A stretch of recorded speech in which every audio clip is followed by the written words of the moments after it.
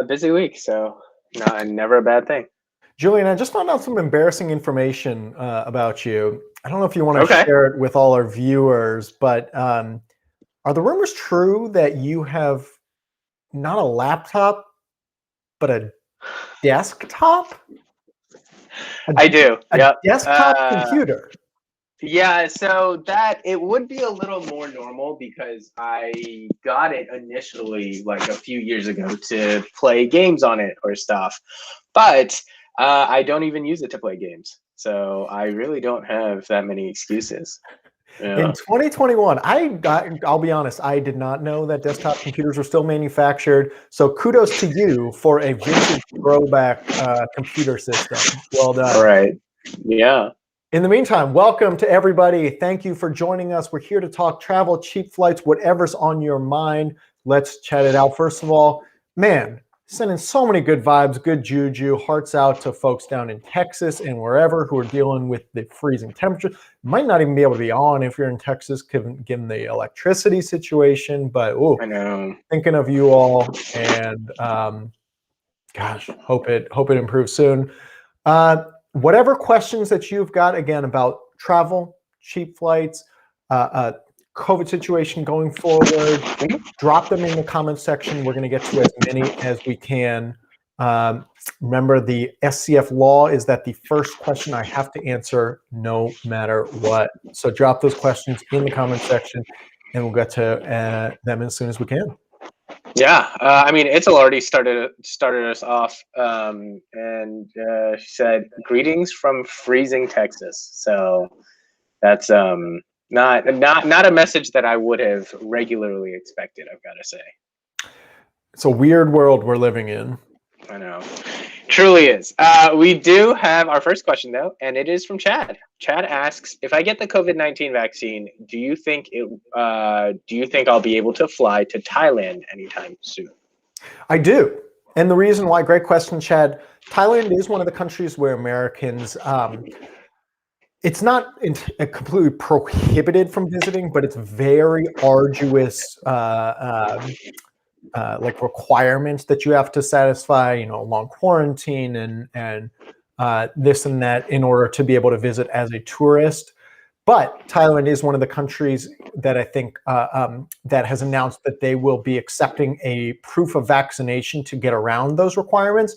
And I think you're going to see tons of countries start to announce similar to Thailand. You've already seen it in places like Iceland, places and other places around the world. And you're going to see more countries start to say that, yes, if you have been vaccinated and you can show that proof of vaccination, you are welcome to visit Thailand. I don't think they've announced an exact date.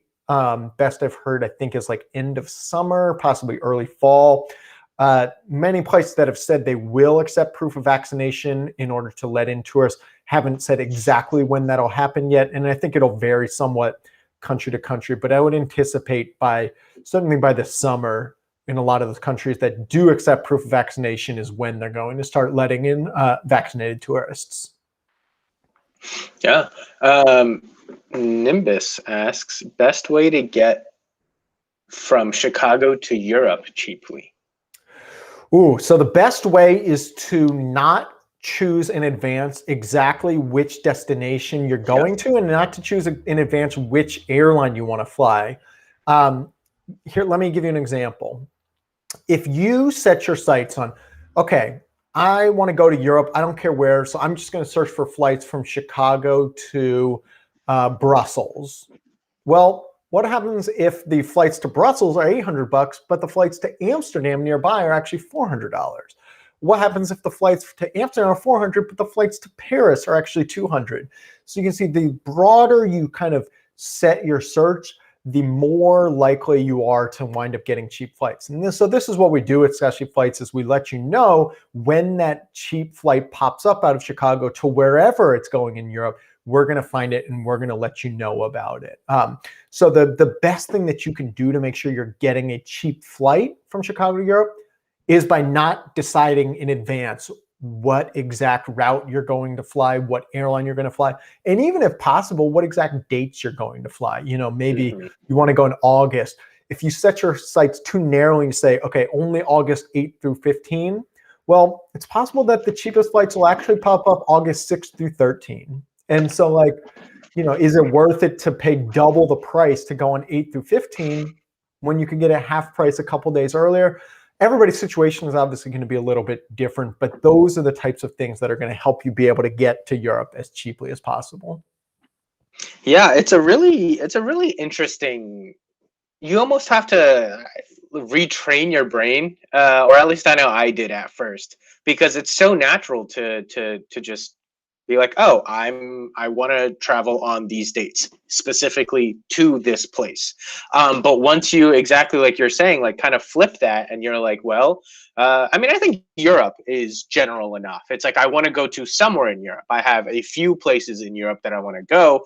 What do those prices look like? What are the best dates, or what are some of the cheaper dates that I'm seeing? And then book it like that. So it does take that's actually one of the lessons that I teach in the upcoming book, Take More Vacations, out May 11th. Shout out to anybody who's pre-ordered. You all are the real MVPs.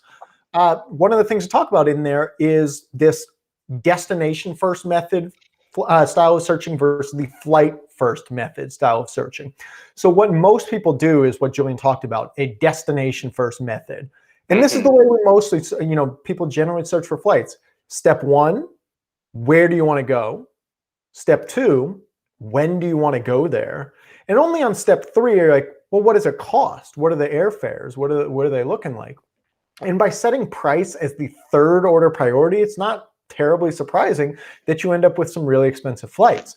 So what I recommend, folks, is if you want to get cheap flights, if cheap flights are a priority for you and your life, take that same three-step process and flip it on its head and do what I call the flight first method of searching, where step one, where are there cheap flights available out of Chicago in this case? Step two, of all the places where you can fly to cheap in Chicago, from Chicago, which one interests you the most? Maybe there are cheap fares available to Vienna and Rome and Barcelona, and you're like, Barcelona, that's the one. That's where I'm most interested. Step three, of the cheap fares from Chicago to Barcelona, what dates are they cheap that work for you? Oh, August 6th to 13th works with my schedule perfectly, and I can get it for like $250 round trip. By setting price as the first order priority rather than the third order priority, that's how you get cheap flights. Yeah, there you go. Also, I feel like it's worth pointing out that you have majorly improved on pointing to your book. There was almost no hesitation there. Yeah. Yes. So there you go. All right. Next question is from Lana. Lana says, still looking for a flight from Chicago to Abuja, in Nigeria. I have family there, and I rarely see deals to Nigeria. Any thoughts there, Scott? Yeah, great question. We don't see a ton of cheap flights to, frankly, many places in Western Africa, not because we're not searching, but just because the airlines rarely put those on sale. We saw one earlier today to Ghana for, I believe, $690 round trip. A great deal, but it's sort of an adjustment of expectations, because $690 is a great fare to Western Africa, but it's not cheap. I'm not going to lie. Like, it's not $300 like you can to get to Europe or elsewhere. So there are two ways that I would recommend looking about this if I were you. The first one I would look about is Chicago to Abuja is not generally going to be as cheap as flights from New York to Abuja. New York is the cheap flight capital of the US, and that especially is true for flights to more far-flung destinations like Abuja. So I would be checking out, it might cost, let's say, $1,500 to fly from Chicago to Abuja, but from New York to Abuja might just be $800. And you can get from Chicago to New York for way less than $700 difference it would be between those two fares. So that would be the first thing I would recommend. The second thing that I would look at is flights from Chicago to somewhere in Europe, preferably a big hub, somewhere like Paris, somewhere like Madrid, even somewhere like London, because if you can get from Chicago to one of those places for like $350, $400, which you absolutely can. We find those fares all the time. It is much cheaper to fly from Western Europe down to Western Africa than it is to fly in a single itinerary from the US to somewhere like Abuja. So those two things would be what I would keep an eye on and hope for the best. Yeah. That I mean, definitely makes a lot of sense. I was going to say something. I mean, pretty much the same thing with New York. And we've actually, I think, last time we sent Nigeria was, of course, New York and also DC. So definitely be checking out some of these East Coast hubs of DC or New York, and then try to get a cheap domestic flight from Chicago to New York. The other one that I usually would say, but actually I'm not entirely sure about this. Scott, maybe what do intra Africa flights look like? Expensive. Generally quite expensive. I think that's why. They tend to be very pricey. That having been said, it is a great opportunity if you have frequent flyer miles to use them, because frequent flyer like award flights tend to be priced by region, and flying within one region is oftentimes very cheap. So keep in mind, you don't have to use that airline's miles because airlines have all these partners. So let's say you want to fly to Ethiopia. Ethiopian Airlines is a partner of United. You probably don't have you probably don't have many Ethiopian miles, but chances are you might have some United miles, especially if you live in Chicago. And you can get a flight from somewhere like Abuja to Addis Ababa or wherever for 12,000 miles or something. The value that you'll get from those miles is going to far exceed the cash price for that similar flight. So I would see this as a really good opportunity to use some of those miles you might have been stowing away. Yeah, that's a good point. Yeah, I mean, I remember always saying the Greek islands tip for, domestic for Europe, but I don't remember really saying it that much for trips within Africa, and I guess that's why that makes a lot of sense. But yeah, frequent flyer miles, that's a good tip right there. Next question comes from our good friend Allison. Allison says, hello again. With the current vaccine rollout and President Biden saying that all Americans can receive a vaccination by July, what do you think that does to the prospect of visiting the EU in the fall? I have a 3 times rescheduled trip. I'm sorry to hear that. Planned for Paris for early September, and I'm getting nervous. Really need to see some hope here. I am quite confident about a flight for September. And nice. The reason why, I'll explain a little bit the reason why I'm confident, but before I do that, I actually want to say I'm in a similar boat as you. I had a flight booked, I think it was originally for next week to Madrid on a great deal. Thank you, Scott's Cheap Flights. And I was scheduled to fly to Madrid. But of course, American tourists aren't yet welcome. When I booked this 6 months ago, I was hopeful maybe it would be, but I also knew if not, airlines are offering a ton of flexibility so that you can change your dates without having to pay any penalty to do so. So I pushed that flight to mid-April, but I actually just got an email about a week ago where the airline said the times on your flight had changed and said, click here to accept the change or click here if you want to reschedule. And so part of me was like, not possibly. I know Spain had talked about opening, perhaps we'll see if that happens or not. The case counts all look very, very good. The vaccine rollout in the US has gone far better than it has so far in the EU. So maybe that means they would actually let in Americans who had been vaccinated sooner than we might have otherwise expected. But I figured, okay, I've got an opportunity now to push my flight back even further without having to pay any fare difference or any penalty. So I actually just rescheduled it yesterday for June now. And that's when I'm scheduled to fly to Madrid. So I've got my fingers crossed, hoping that it's going to be allowed by then. I would be surprised if international tourism has not resumed to the EU by this summer. And the reason why is it's such a big industry, especially for Europe in the summertime. I mean, not just for Europeans traveling within Europe, but for people around the world to travel to Europe. When I say like, oh, they make so much money from it, I don't mean that in a greedy way. I mean that in the sense of like, there are so many families, small businesses, tour operators, hotel operators, motel operators that rely on the money that they're making in those summer months to support them throughout the rest of the year. And so 2020 had to be written off for most folks. If they have to write off the summer of 2021, it'll be devastating. And so I don't think that they're going to do it in the face of public health crisis, but if case counts are continuing in the right direction like they are right now, and if the vaccine rollout continues to accelerate like it is right now, and assuming that some of these variants don't really kind of take storm or able to evade vaccinations or things like that, I think that there are very strong prospects for travel to Europe this summer. And that's one of the reasons why I've said, look, if you want to travel to Europe this summer, there are two things that are true. One, you can't travel there today. And two, you probably haven't been vaccinated yet. I know some folks have, like our dear friend Allison here, but most folks haven't yet.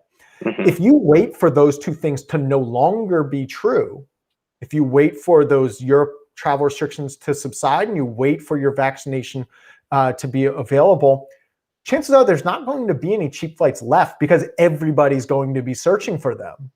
Everybody's going to be booking them because it's going to be just a run on the store. Everybody wants to travel after this horrendous 12 years. Oh, yeah. Horrendous week in half the country. People want to get out. People want to visit places. They've been cooped up.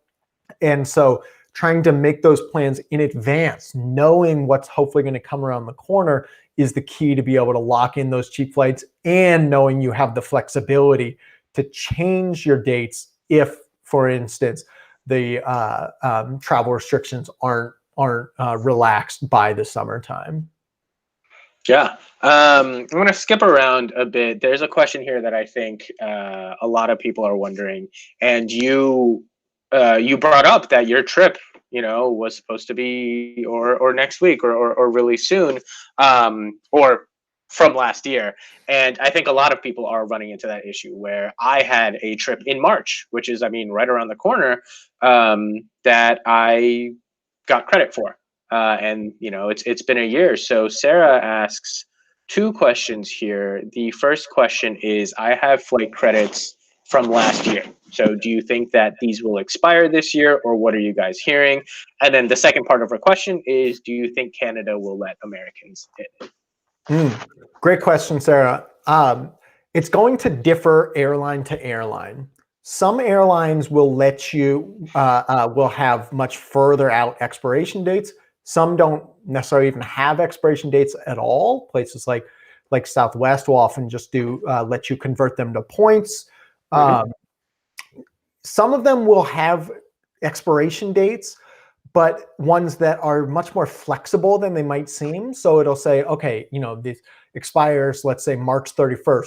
But if you just give them a call and you explain, hey, I can't actually travel by then, here's the reasons why my family can't go, or why airlines have been, frankly, surprisingly accommodating. You think of airlines as not always the best actors. They have actually been quite good for the most part, especially U.S. airlines, at pushing out those expiration dates so that you can actually use these travel credits rather than just letting them expire. The airlines are needing folks to get out and travel and fly again. And if they're not going to be able to do that, if they're just screwing over their customers left and right. So they really want to try to be accommodating and win your business for life, not just try to, earn your money like by letting this credit expire, especially given the fact that, look, planes are not full. Most recent statistics is that less than half of seats are filled right now on airplanes. It is basically a free lunch for airlines to extend your certificate because it's not taking away seats from another paying customer. There are tons of empty seats already. So basically just just be a sticky wheel. I mean, you don't have to be a jerk about it, but just call up the airline. Hey, here's why, I can't travel. Can you push this back another 6 months? Can you push it back another year? Most of them will. The last thing, though, that I would note is be sure to read the fine print, not just about the date, but that the date can mean different things for different airlines. So some of them, the date might be when you have to travel by. But for some of them, it might just be this is the date that you have to book your flights by.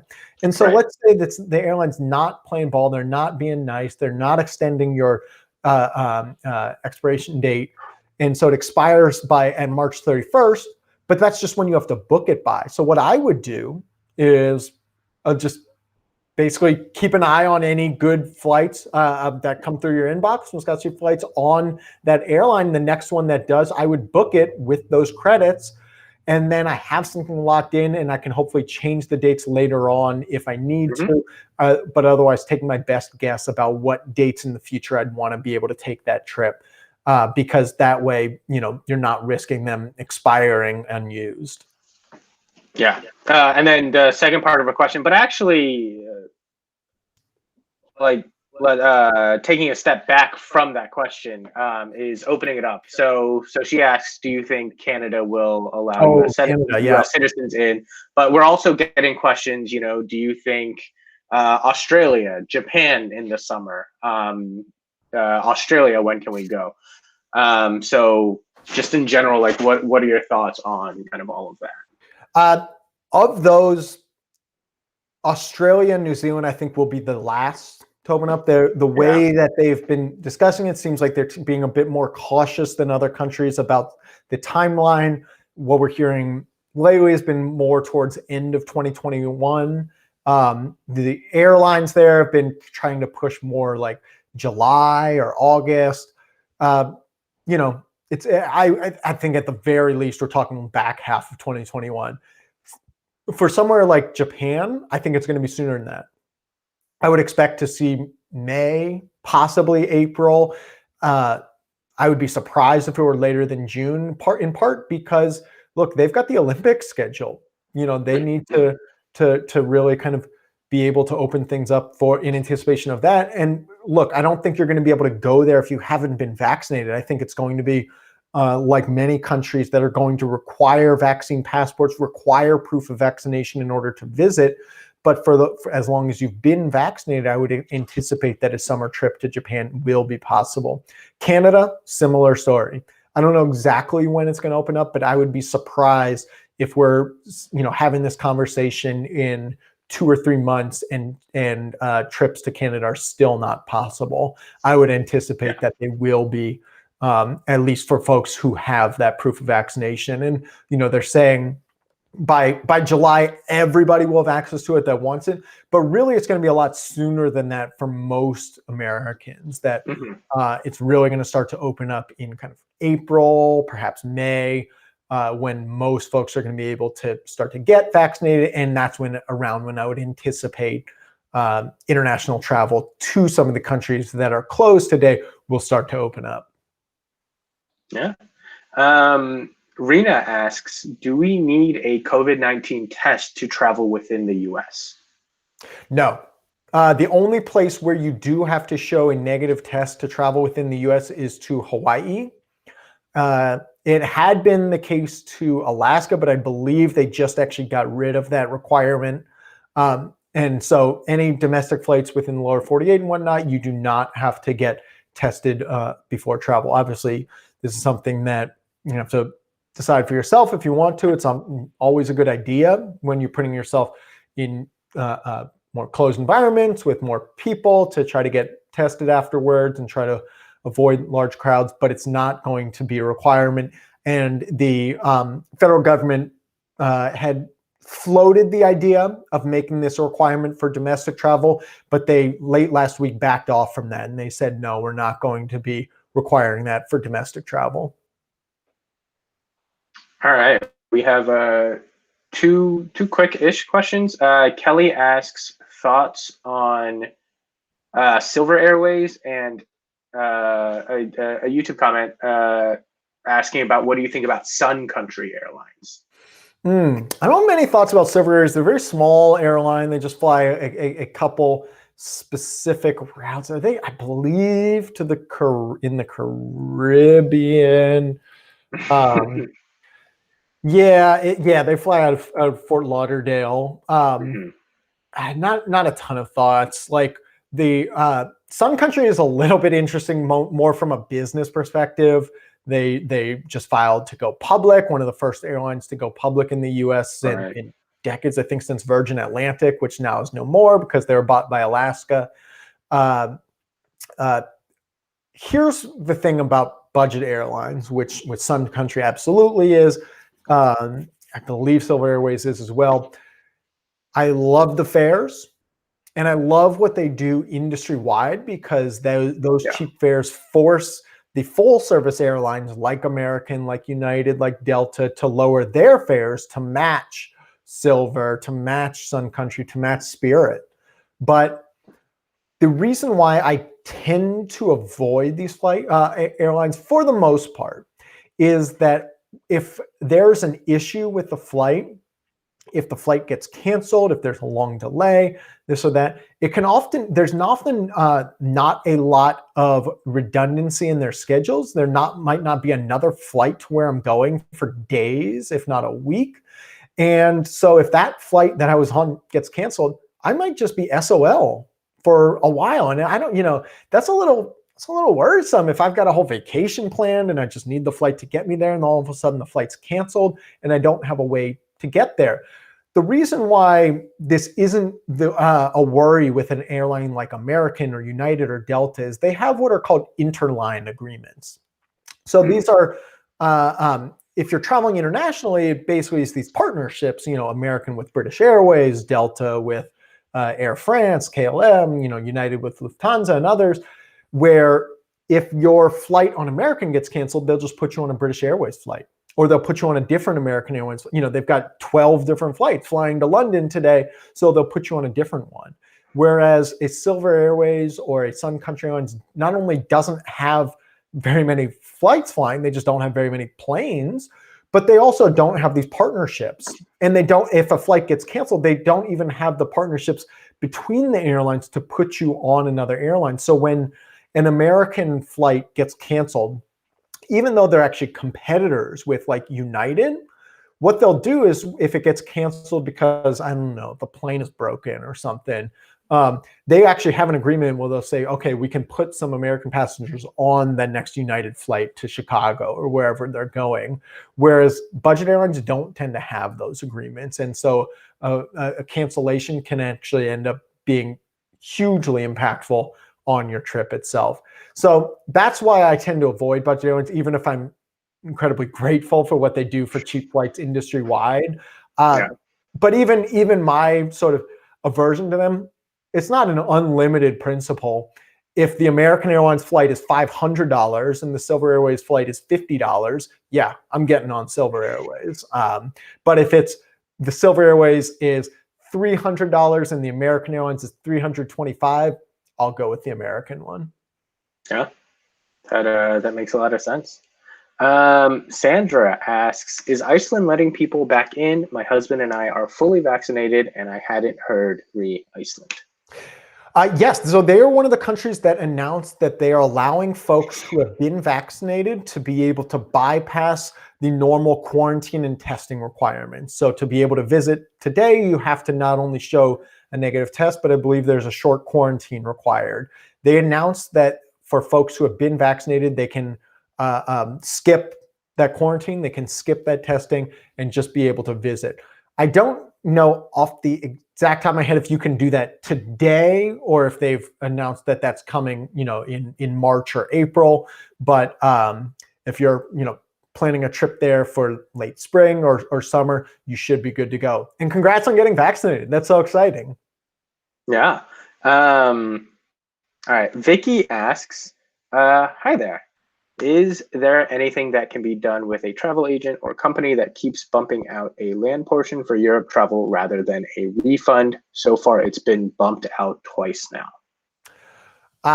Yeah, I'm not entirely sure on what the land portion means exactly, but if it's a flight, absolutely. Like if the airline cancels your flight and make a significant schedule change, both under U.S. law and under European law, it's a law called EC 261. They can, you are entitled to your money back, and in many cases, actually entitled to compensation. But at the very least, even if you're not able to get the government regulators or to get you the refund, your credit card company should be able to help you out. So whatever credit card you booked the travel on, they basically will make a guarantee to you that, you know, you receive the service or good that you paid for. You paid for a trip, you know, let's say it was a trip in January and they bumped it out till June. Well, that's not what you paid for. That's not what you booked. And so the credit, you know, if the company or travel agent is not willing to work with you, not willing to give a refund, this is what credit card disputes are for. And what happens is when you go and dispute the charge, the credit card company or bank will give you your money back, and then they'll go and recoup it from the company for themselves. All right. Okay. Last question, Scott. And this is an interesting one. I want to get your thoughts on this. So Carl asks, so what's the response, and you know, what are your thoughts with JetBlue and their spiritization of carry-on baggage? Kind of the opposite way I thought JetBlue would go. Fascinating, because this is so for folks who didn't see the news, they announced that essentially the basic economy equivalent on JetBlue can no longer bring on carry-on baggage. This is exactly like United Airlines does it, but no other of the sort of major airlines do it this way. On American, when you book basic economy, yeah, you can bring your bag on. On Delta, when you book basic economy, yeah, you can bring your bag. Not on United and not on JetBlue now. I was surprised. I was sad. I wish they hadn't done it. But the reason I was surprised is because JetBlue was an airline that started out as you know, trying to be more budgety, but then they started to go in much more of a kind of high end of the market strategy. All right. They offer DirecTV on board. They have above average legroom. Like, it's become a very nice airline. And so to see a little bit of regression here towards the more, like you call it, spiritization, I was a bit surprised about, and I thought it was unfortunate. Yeah, I think same exact thinking, where it did seem, or a lot of the moves or a lot of the things that they do seem to be going towards, like, even like Southwest, that type of thinking. And then now it's like, oh, like, no more carry-on baggage within that basic economy similar class. It is very like, okay, you're moving. It seems like you're moving this way, but then with this move, it again does not seem like you're moving towards that kind of Southwest member. So the key, like, piece of advice, though, if you're booking a JetBlue flight, is to check, you know, what does it cost to check or carry on a bag, but then not to just look at that price, compare it to what it costs to upgrade to the next level of service, but to upgrade to the normal economy, regular economy. Because oftentimes it might actually be cheaper to upgrade one level to normal economy than it is to pay a la carte for bags. So, you know, it's going to vary trip to trip, flight to flight, but it's always, don't just look at one price point, make sure to compare it. Yeah. Anyway, thank you everybody for being here. Thanks for the great questions. Hearts out for folks in Texas right now. Appreciate all you all, and we're going to be back next week. And a special shout out again to anybody who has pre-ordered the book, Take More Vacations. If you haven't yet, do me a favor, please. Come on. You're going to love it. I swear. I'm doing the audiobook pickups next week for any of the folks who are more hourly inclined. You'll be able to hear me narrate it in full. So available on Amazon or wherever your favorite bookseller. We would be so obliged, and you can learn how to travel for cheap and be able to take more vacations. So thank you all again for being here. Thank you to my man Julian for hosting, and chat with you all next week. Bye everyone.